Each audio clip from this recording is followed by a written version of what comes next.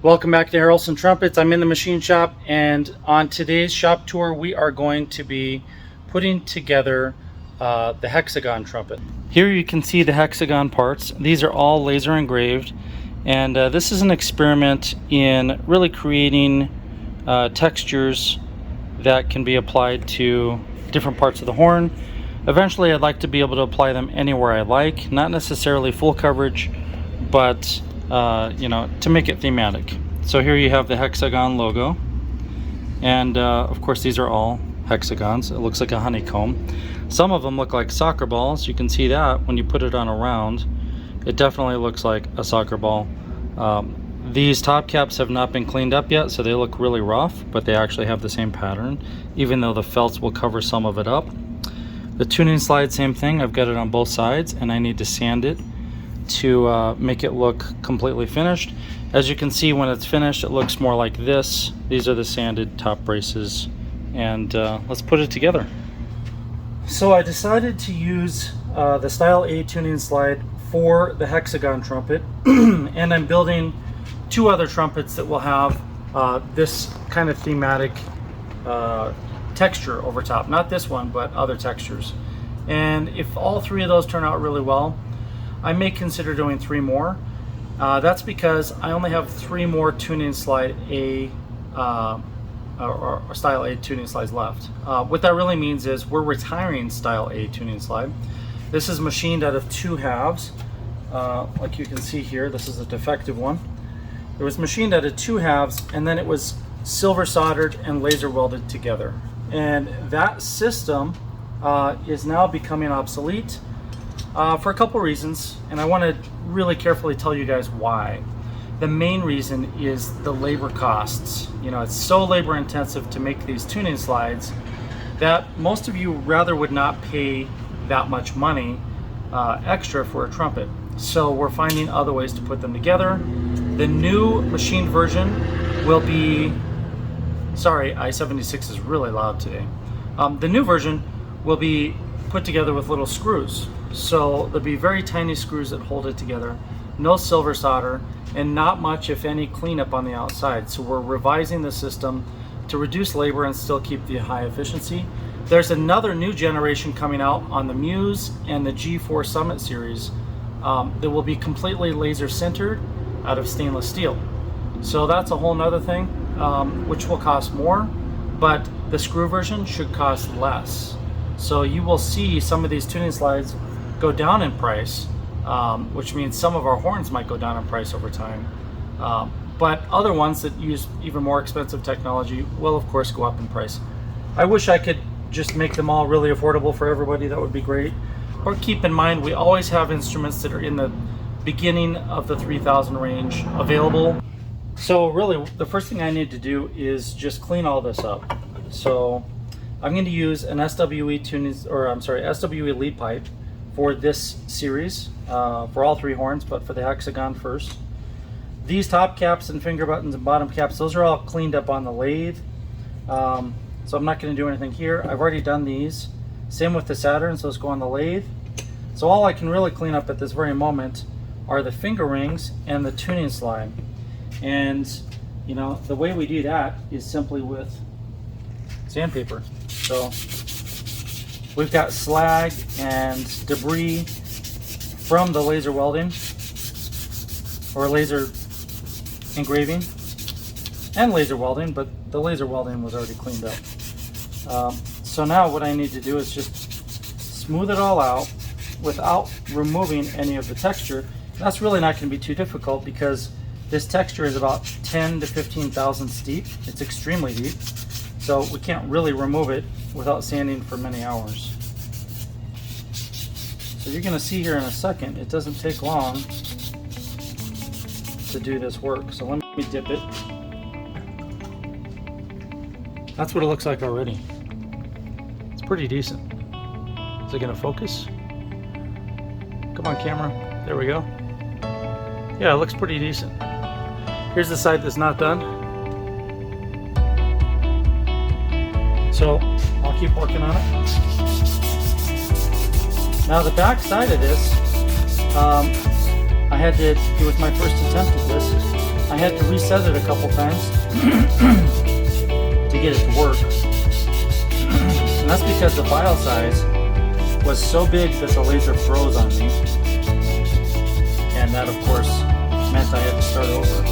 So the backside is imperfect. However, I should be able to sand down the first layer of mistakes and then just leave it with the deep engraving, and it should look just perfect. So let's get down to that. I'm going to get some heavier bits in.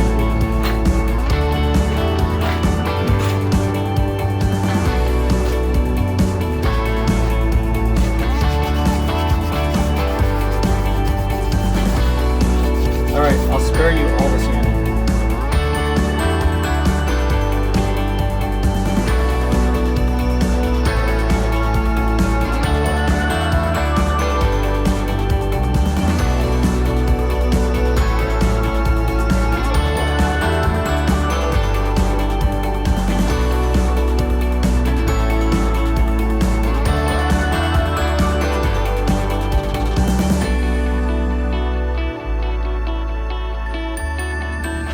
Here we have the tuning slide and the braces and the finger rings all cleaned up, and they are ready to put together on the horn. The first thing I'll need to do is take this tuning slide and put the nickel inner tubes on it, and then I'll prep the valve set, which is right here, and then we'll start soldering.